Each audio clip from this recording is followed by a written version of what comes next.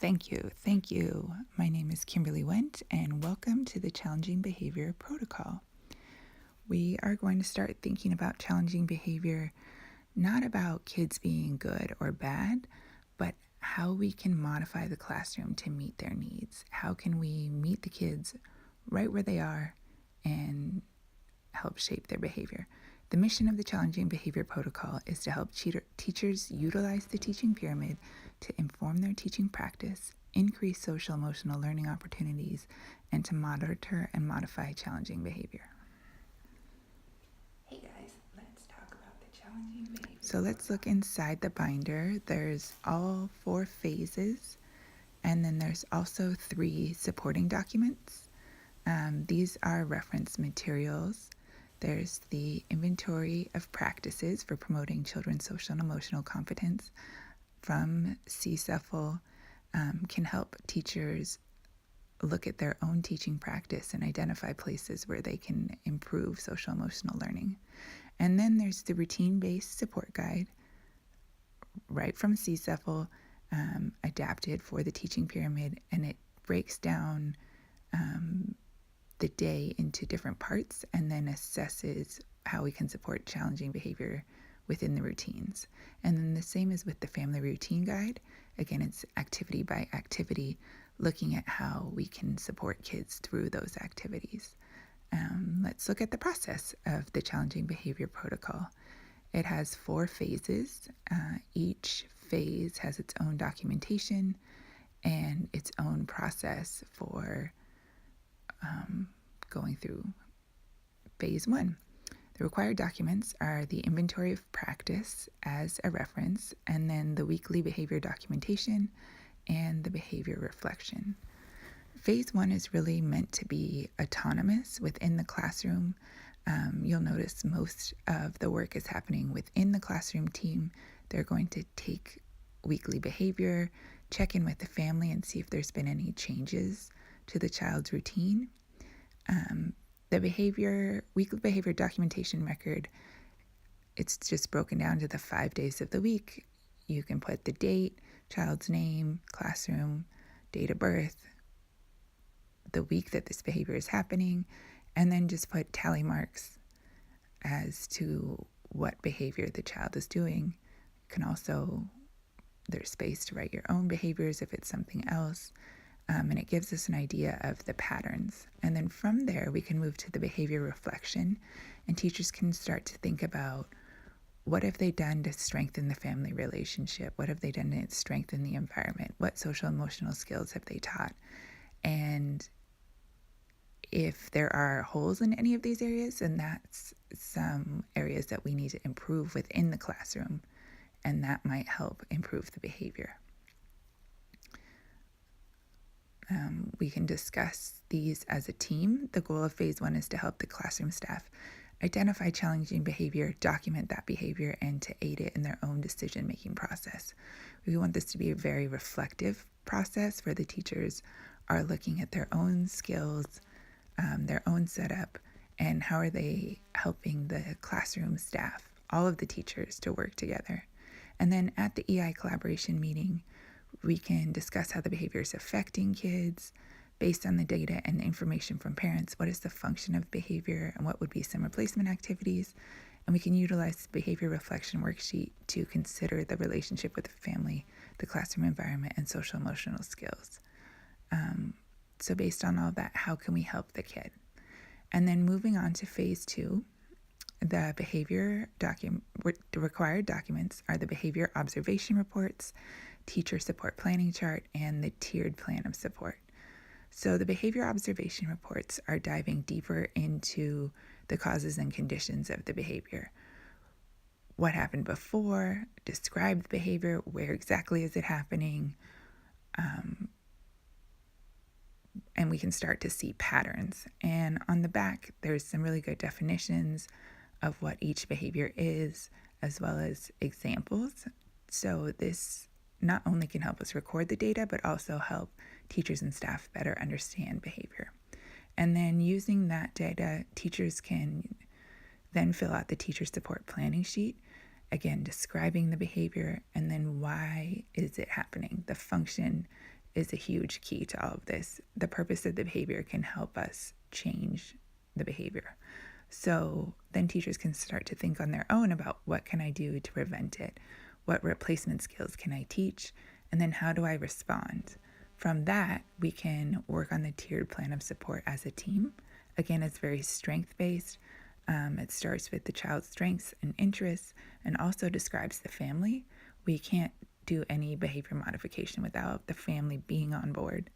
And then it walks through the inventory of practice again. What have we done to build the relationships? What have we done to teach social emotional skills? And we can put what has worked, what we plan to do, and then after that we can move into specific replacement behaviors. If he is throwing toys in the classroom, we will give him balls to throw instead. If he is not using his words, let's teach him the words to use. And then it breaks down everything into activity by activity, again with prevention, skill, and support for each activity. For example, at arrival, what are we doing to prevent a tantrum? What skill are we focusing on during that time of day? And what support are we offering, both if the challenging behavior happens and if it doesn't? Then we're going to do a lot of PDA. Positive descriptive acknowledgement are the way that we can really help turn the behavior around. And we can look at it activity by activity. This is completely customizable, so each classroom can have their own, or if there's just certain activities where the behavior is happening, then we can just target those activities. Everything could be exactly how the child needs it. And it's the same with the family plan. Again, it'll just be family-oriented activities when the child's getting dressed in the morning, or when the family goes to the grocery store, or toileting, or teeth brushing, or whatever the challenging behaviors are. Again, we look at the prevention, the skill, and the support. And that is because it comes right from our reference guide. What can I do to prevent the behavior? What skills can I teach? What can I do if the behavior does occur? And then also, how am I going to acknowledge when it doesn't? Those PDAs, super key. So here's our example of arrival. The prevention would be for mom and child to read a story together to give that transition time. But it should be noted that the teaching pyramid recommends individual behavior interventions for children 3 and up. The protocol can be used in all classrooms. The interventions will just differ. So it won't be, we need to look at behavior for kids 2 and under as a more collaborative approach and really helping them to learn the basic emotional skills before trying to combat that behavior. And the reason that it's broken down into prevention, skills, and support is prevention is how to stop the behavior before it starts. Skills are the skills we can teach our kids to better prepare them for challenging situations. And then support is how we can help them. So the goal of phase 2 is to dive deeper into the function of behavior and to find appropriate replacement behaviors. Again, using our reference guides, we're not asking teachers to come up with brand new information, but just helping them organize it in a way where it's accessible to the classroom team and they can all be on the same page for how to react to the child, what things to do to prevent, and what skills to teach.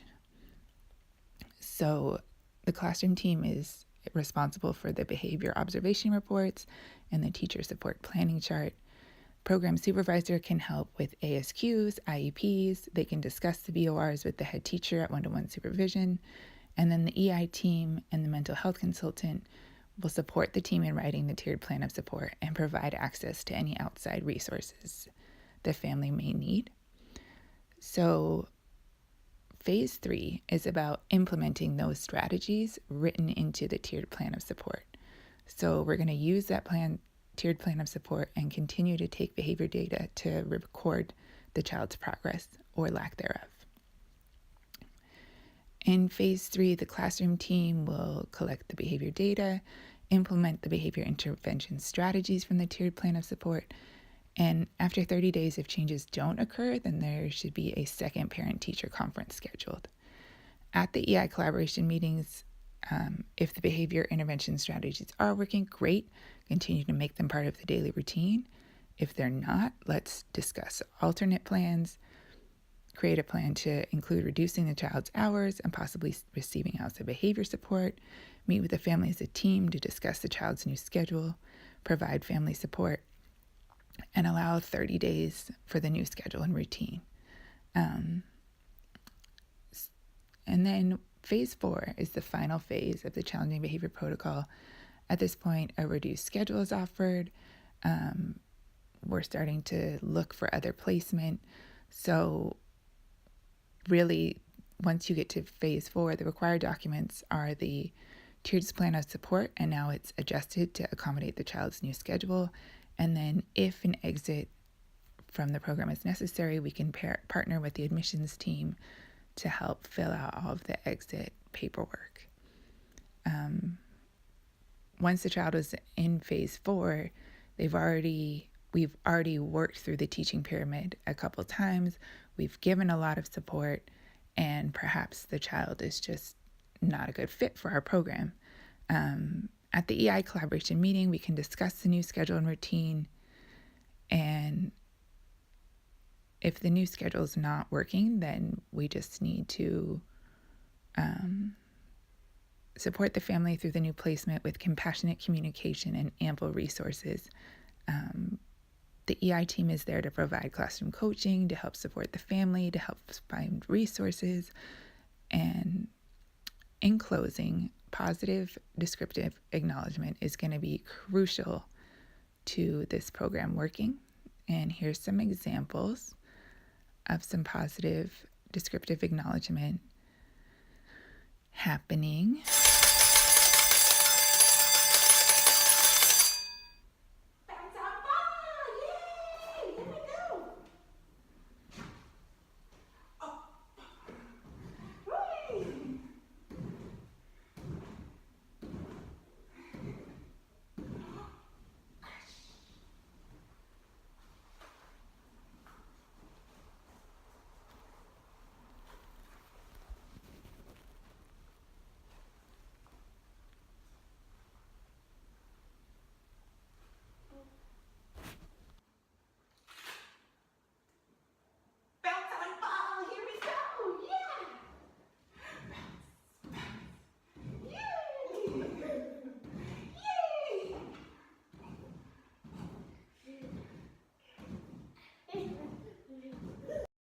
And now it's your turn. Everybody just shout out some PDAs for the kids that you see.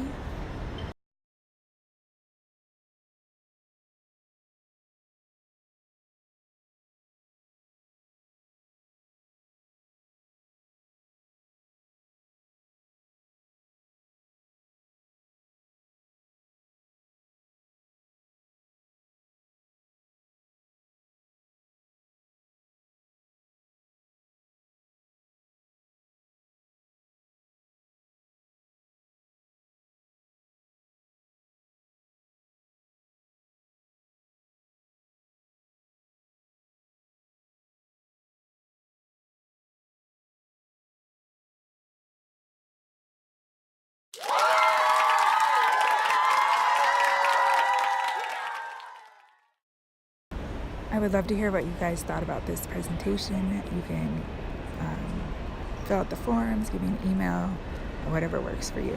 Thank you so much. That's all I have for today. There's feedback forms. I would love to hear what you think, or if you want to chat in person, email, page me, carrier pigeon, whatever. I would love to hear your thoughts.